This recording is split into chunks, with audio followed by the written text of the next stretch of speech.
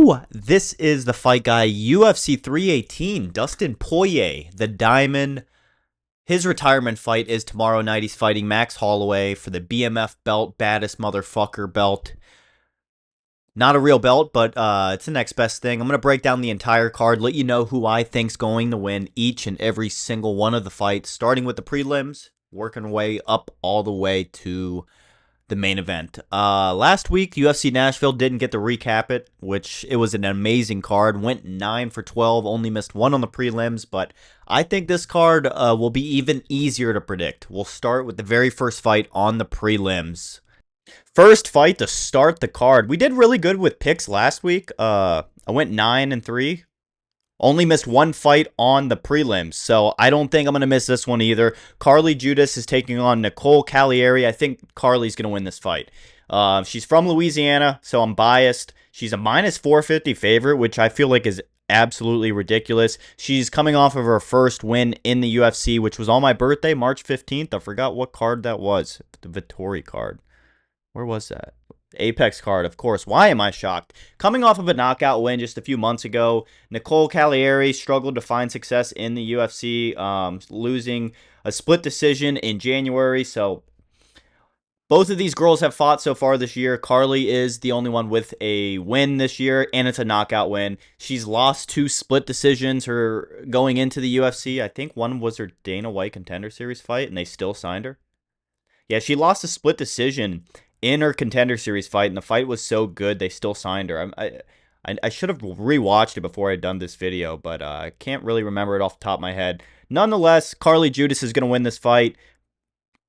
Maybe a knockout. I mean, all of her wins have been knockouts so far, but I think a big win for her is to show that she could win a fight via decision.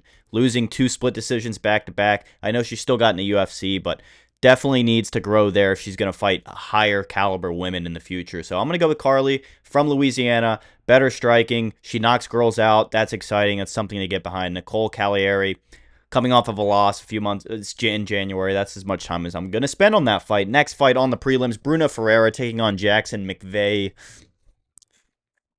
Bruno Ferreira is going to win this fight. I believe I watched him get a submission in Vegas. March 8th, UFC 313. Yeah, Arman Petrosian, I believe. Is that his name? Arman Petrosian. Yeah, that was a good fight. I think I picked Bruno to win that fight as well.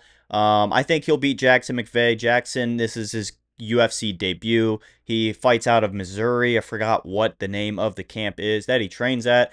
But yeah, I mean, 6-0 record's really pretty, but you haven't fought any of the caliber guys Bruno Ferreira has. Bruno's a really good striker, and he showed submission skills. He's got a good ground game when he decides he wants to use it. Jackson McVey, I haven't seen him fight before, so if I'm being honest, I'm picking against something that, I don't know. Jackson McVey's got to be really good if he's going to beat Bruno Ferreira, and I don't know what he's capable of, so I'm going to go with Bruno, because Bruno's really fucking good.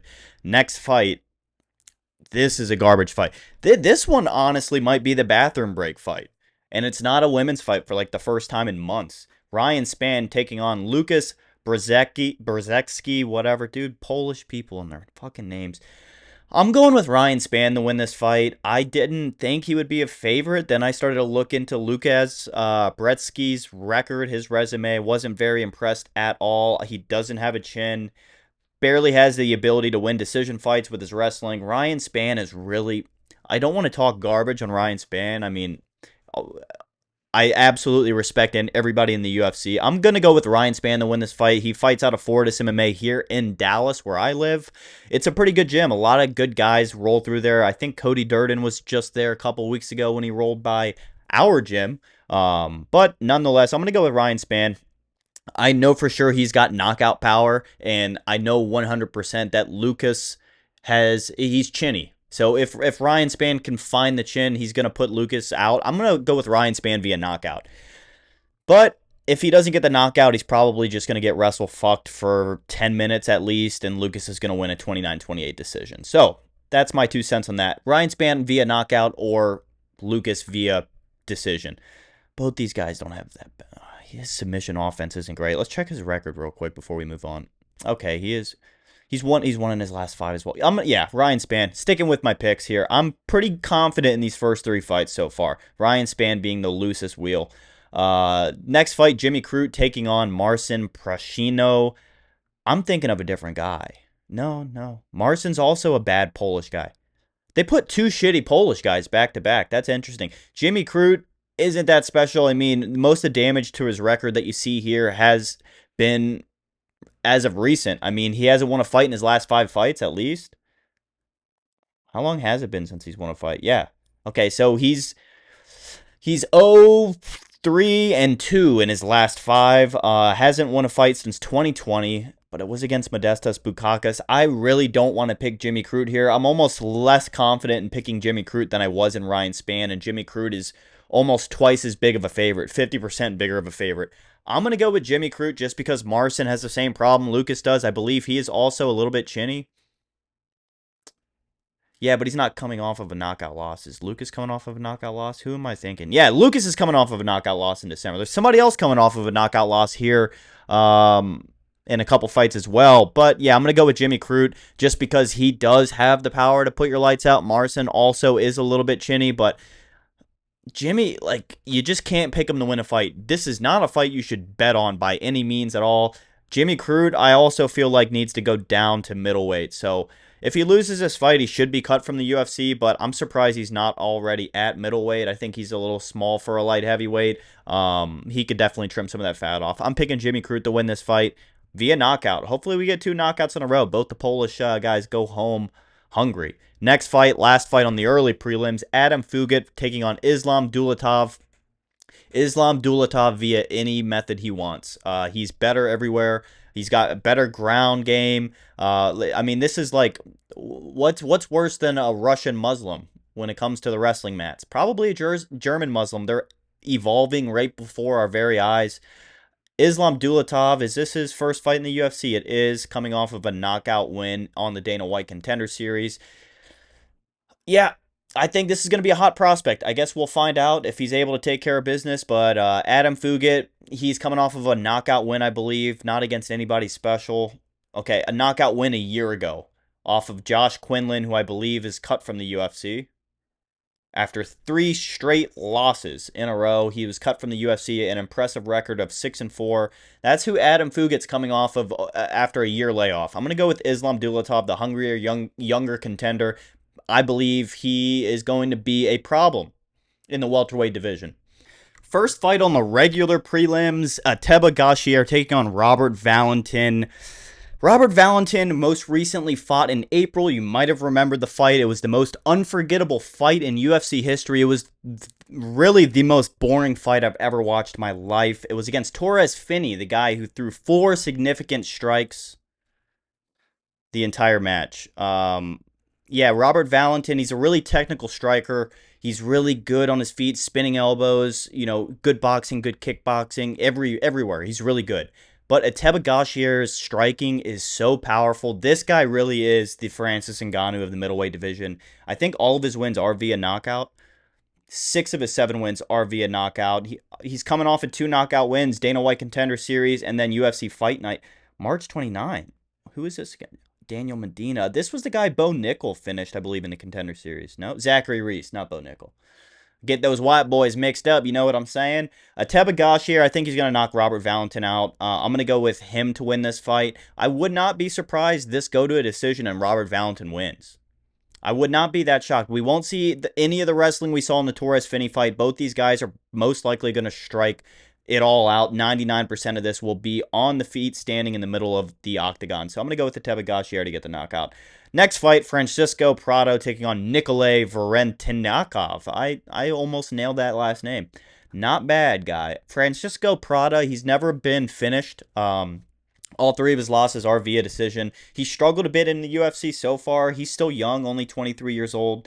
Yeah, his last 4 fights in the UFC, only 1 win, and it was via knockout. He does need this. He's really tough. I feel like when I watch Francisco fight, there's a lot of times where I feel like he's about to get knocked out. Oh, man. Oh, he can't take this. But he does. He stands the storm. He doesn't always stand victorious after, but he does take a beating pretty well. So he's tough. He's a slight favorite. I'm not very familiar with Nikolai, if I'm being, well, it makes sense. He's only had 2 fights in the UFC, and Lost both of them. And he's coming off of a knockout loss February 22nd against Austin Vanderford, I believe. Is that Paige Van Zandt's? Yeah, that was in Seattle. That was a Seattle card. Paige Van Zandt's hubby. Yeah, give me Francisco Prado to win. I think he can get a finish, man. I hope he gets a finish, but I wouldn't be surprised if he got a decision win. Francisco's tough, man. I don't see Nikolai putting him out. I don't see him submitting him. He's really good. He's got good takedown defense. He's good at staying on his feet. I'm going to go with Francisco round 2 knockout, maybe. Maybe we see a knockout this fight. Francisco Prado is going to win. We'll move on. This is a great fight that belongs on the main card. Marvin Vettori taking on Brendan Allen. I feel like these guys have fought before. Let me just check real quick. No? They haven't fought before? I think there's beef between these guys. I was watching another video on this card, and I think that there was some beef. I don't know. I'm not familiar with the beef. I'm going to break down this fight. Marvin Vettori, Brendan Allen. Brendan Allen, another fighter from Louisiana. He's got really good jiu-jitsu. Gilbert Burns even compliments his jiu-jitsu game. I believe he does train with some of those Brazilians as well. Marvin Vettori, I don't believe he's ever been finished. That's the whole thing with Marvin Vettori. Yeah, he's tough. He's really good at losing decisions. Yeah, he's 2 in his last 5, all of them unanimous decisions. 2 of them were 5-round fights. I believe his little Apex card headlining fight nights. Yeah, give me Brendan Allen. I think he's going to be able to get Vettori down to the ground. I don't see him striking with Marvin Vettori the whole match, but I wouldn't be surprised if we saw that for most of the first round. I do expect Brendan Allen to bring his grappling in, but the problem with Brendan Allen is he doesn't have the best fight IQ, so if he knows how to apply his grappling effectively, he'll definitely win this match. He is a slight favorite. Marvin Vettori, I haven't seen much out of Marvin Vettori, except he's good at losing decision fights. Brendan Allen, even though he's really good at grappling, it's like an offensive submission type grappling, like you see a lot of nowadays with no-gi jiu-jitsu and what the UFC Fight Pass is doing with the Ultimate Fighter jiu-jitsu thing that they did with Mikey Musumeci. The no-gi is evolving a lot. The submission grappling world's evolving a lot. And Brendan Allen, I feel like, could be at the top of that if he were to stop his UFC career after this fight tomorrow. But I don't think he will be stopping this fight. I think he's going to win. I don't think he'll submit Marvin Vettori. I wouldn't be surprised if he did, honestly, if I saw Marvin Vettori get finished finally for the first time. But I think Brendan Allen will win this via decision. I'm going to go with Brendan Allen to win this fight because he's got better grappling. And, I mean, he's not the greatest striker. Marvin Vettori is pretty good at striking, but this isn't boxing. I think Brendan Allen, as much as he does struggle with his fight IQ, I think he'll have a game plan to implement his grappling effectively, and we'll see that. We'll see that tomorrow. Next fight, last fight on the prelims, featured prelim bout. I believe this is for a ranked spot. I'm bad with my lower bantamweight rankings. Is Vinicius ranked like 14 or something? I'll figure it out and I'll post it in the video. Kyler Phillips, Vinicius Oliveira, headlining the featured prelim bout. Vinicius Oliveira, I thought he was an underdog. I was going to pick him. I don't want to go with all freaking favorites. But I may end up going all favorites. You know what? Shit. Kyler Phillips, Vinicius Oliveira. Let's take a peek at what Kyler Phillips has done as of late. Hasn't fought in almost a year, coming off of a loss to Rob Font, which is a very respectable loss, beating Pedro Munoz. Raoni Barcelos, whose stock is really high right now. I should have done a little bit more tape study. Not a very active fighter, coming off of a loss. Vinicius Oliveira is very exciting. We've already seen him fight, I think, at least once this year. February 1st against Said Nurmagomedov. Yeah, I remember that fight that went to a decision. Said was trying to grapple Vinicius a lot. It was working a little bit. Vinicius was able to keep the fight on the feet long enough to land the better strikes. You know what? I'm gonna go with Vinicius Oliveira. Yeah. He's a dangerous striker. Kyler Phillips is well-rounded. He's pretty good everywhere. But Vinicius Oliveira, what we learned from him in his last fight and his ability to stay on his feet, his ability to have counter wrestling. I'm going to go with Vinicius Oliveira. I think he'll win a decision against Kyler Phillips, 29-28. Wouldn't be shocked if Kyler Phillips outed him. But I'm not a big fan of Kyler Phillips. He looks really weird in the UFC 5 game. Not very active fighter.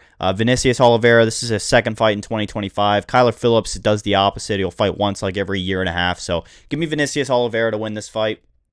via decision. Moving on to the main card. I think the MMA Guru said this, but Marvin Vettori, Brennan Allen should have swapped spots with the Michael Johnson, Daniel Zellhuber fight, but they were pretty good in the press conference, at least.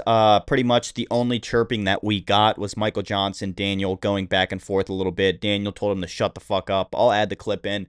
Maybe, maybe not. I'm going to go with Michael Johnson to win this fight. He's good when he wants to be good. He is at a 4-inch reach disadvantage. Physical attributes, he's also going to be about 10, 11. Is that 26? 13 years younger? I think he's 26. 13 years younger than Michael Johnson. Wow. Yeah. Daniel's probably going to win a decision this fight, but you guys know I do this competition with consensus score. If you don't know, go check it out on Twitter. I'm doing pretty good. This is the last event of season 1. I got to be a little bit risky with my predictions. I think Michael Johnson via knockout is as risky as it can get. I'm going to go with Michael Johnson to win this fight. I mean, his stock freaking sold off about a couple years ago in 2023. Even a lot of people doubting him in his last fight against Otman Azitar. Saying that Michael Johnson's too old, he's washed. He says he still wants to make a run for the title. I don't know if he's that good, but I love to be wrong about this type of stuff. Michael Johnson via knockout, that would be an electrifying start to the main card. I wouldn't want it to be any other way, so that's what I'm going to go with. But Daniel Zellhuber, he's really good everywhere. He's got a bit better reach. He's younger. He's going to have a better gas tank, most likely. We'll see if he tries to grapple with Michael Johnson, but I do think we're going to see both these guys strike it out on the feet. And if that's the case, give me Michael Johnson when the bullets start flying. We move on to the next fight on the main card. Dan Ige, Patricio Pitbull. Yeah, Patricio Pitbull, I just don't like him that much. I know he's very good. He's a legend, multiple-time champion in Bellator. But Dan 50K Ige is that guy. He's that guy. I don't know if Patricio Pitbull is that guy at this point in time in the UFC. 38 years old. Dan Ige is going to have 5 years of youth against him and a 4-inch reach. Dan Ige is able to get in your face at a heavy reach disadvantage. We've seen it against Diego Lopez. We've seen it against Sean Woodson as of recent. I'm going to go with Dan Ige to win this fight. I don't think we've seen the best Dan Ige yet. That's the reason. I think Dan Ige, he's still a bit young, 33. I think he just had his first kid earlier this year or last year. He's got a lot of motivation. He's really got a lot of momentum behind him, a lot of fans, a lot of star power potential. He'll take a fight on a day's notice and a catchweight bout. He'll fight anybody, anywhere, and those are the fighters that fans like. Those are the fighters that fans want to root for. I mean, I hate to do it again, but I'm going to go with another favorite. I don't hate to do it, actually. Give me Dan Ige. If he's got really good takedown defense. He's really good, counter grappling, able to keep the fight where he wants it on the feet, and I think he's going to absolutely piece Patricio Pitbull up. I mean, we saw with Yair Rodriguez. Yair was just destroying him on the feet, but that is what Yair Rodriguez does, and he's got some of the most beautiful kicks in all of mixed martial arts.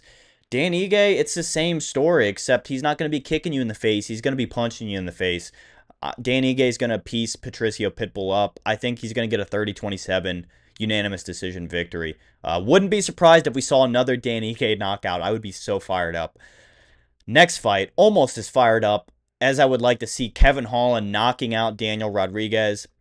Both these guys, they're vets, Daniel Rodriguez has been in the UFC since 2019, I believe. Kevin Holland, I believe, around the same time, actually. When was Kevin Holland? He's just so active. 2018, end of 2018. Yeah, give me Kevin Holland. He's really good grappling. Like I said, guys, he's a real black belt. In my last video I did about Kevin Holland, go check the history. Go see what I said. I don't miss when it comes to Kevin Holland, and he's going to finish Daniel Rodriguez here. I think he's going to knock him out on the feet. If the fight goes to the ground, Kevin Holland, I'm very confident, will find a finish. If he gets dropped, I think his guard's good enough to where, he can recover while Daniel Rodriguez settles in. Daniel Rodriguez is a black belt, I believe, as well, but like I said, I don't know with some of the black belt credentials. I'm not firing shots at Daniel Rodriguez, but I don't know if his black belt holds up to Kevin Holland's. I think Kevin Holland is better on the ground. He's better when it comes to all forms of grappling. And I think that, both these guys are going to try to stand up on the feet. We're going to see some great striking this fight. I mean, most of these fights on the main card we're going to see so far stay on the feet for the most part. And we'll see how much Patricio implements the grappling and how successful he is. But we just covered that. Kevin Holland via knockout. I think Kevin Holland's going to win this fight. He's going to get a finish. Whether it's a knockout or a submission, it's almost up in the air, but the fight starts on the feet, and I think that's where it's going to end. Give me Kevin Holland. Next fight, Paulo Costa, the co-main event, taking on Roman Kopylov. This might be one of my only other underdog picks. I'm going to go with Paulo Costa to win this fight. He really needs to. I always thought Roman Kopylov was younger than he is, but both these guys are 34. He does have a slight reach advantage of 3 inches against Paulo Costa. Paulo Costa has fought 5 former champions, so you have to think about the level of competition. He is 1 in his last 5, but in his last 5, 1, 2, 3, 3 of them was Luke. I mean, he's fought a lot of previous champions. Why am I? Yeah, no, Luke Rockhold was never champ. I almost asked, was Luke? Yeah, he was against Chris Weidman. Yeah, man. See, I don't know ball that well. Give me Paulo Costa to win this fight against Roman Kopylov. I think both of these guys they're going to be striking the entire time. This whole card was kind of built. They kind of gave us fighters that just like to stay on their feet and strike. Both Roman Kopylov, Paulo Costa love kickboxing. They're both really good at it. This is going to be a kickboxing match. I think Kopylov's got crazy kicks. So does Paulo Costa. We haven't seen him finish a fight in a long time. Paulo Costa hasn't finished a fight since 2018. God dang. And I don't think he'll finish Roman Kopylov either. I'm going to go with Paulo Costa just because I really want to see something special. It's the end of Season 1 of Consensus Scores, little competition that I'm doing. But if you guys are betting on this fight, maybe take the over. Maybe bet on the over. Other than that, I wouldn't put money on Paulo Costa just because he hasn't shown us a whole lot as of lately. Hasn't given us a knockout in 7 years. He's won in his last 5, which was 3 years ago against Luke Rockhold, who isn't in the UFC anymore. He's an old guy. But I expect him to get back in the win column. I mean, Roman Kopylov, it's the whole opposite story. He's 4 in his last 5, and he's only a minus. Alexander Hernandez via sub. Yeah, I'm going to go with Paulo Costa. We're not going to make this any more complicated than it has to be. Main event of the evening, Max Holloway taking on Dustin Poirier, my favorite fighter. Dustin, the hometown guy from Louisiana. He's ending his career in the place where it all started. You guys have seen the promos all week. He's still an underdog against Max Holloway. Dustin Poirier, a fun fact, has never lost 2 fights in a row in his entire career. You could take a gander at that. And I'll be damned if he ends his career breaking that for the first time. I don't see Max finishing Dustin Poirier. Honestly, both of these guys, there's kind of like an unwritten agreement that they want this fight to be a goddamn brawl on the feet. I don't think, if somebody gets rocked early, I don't think we'll see an early finish. If I was betting on this, I would bet on the over, and then I would bet on Dustin Poirier, then I'd bet on the over. I think Dustin Poirier is going to win a decision, like probably a 49-47 decision against Max Holloway. Maybe we see a late finish. But I'm going to go with Dustin Poirier all day. When the bullets start flying, give me Dustin Poirier. He's a plus 110 right now. I expect him to be the favorite by the time this fight starts. So if you're seeing this video and the odds are getting any worse than this, maybe hop on that. I think Dustin Poirier, he'll be a slight favorite, but this will double your money. I think, it's going to be an emotional day for me. So I'll shoot my video as soon as I finish watching the card.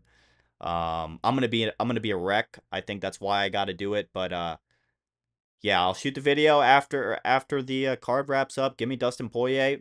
I think he's got better grappling than Max Holloway. If you want me to break down that, I don't think it's going to be necessary. 100% of this fight is going to be on the feet until either the horn sounds at the end or somebody goes to sleep. I'm biased though. This is going to be a really good fight. It's really a coin toss. The odds are nailing it here. Max Holloway, he's got really good boxing. Maybe better boxing than Dustin Poirier, but Dustin's resume, I believe, is one of the greatest, if not the greatest resume in UFC history. I got John Jones in mind as well. I said what I said.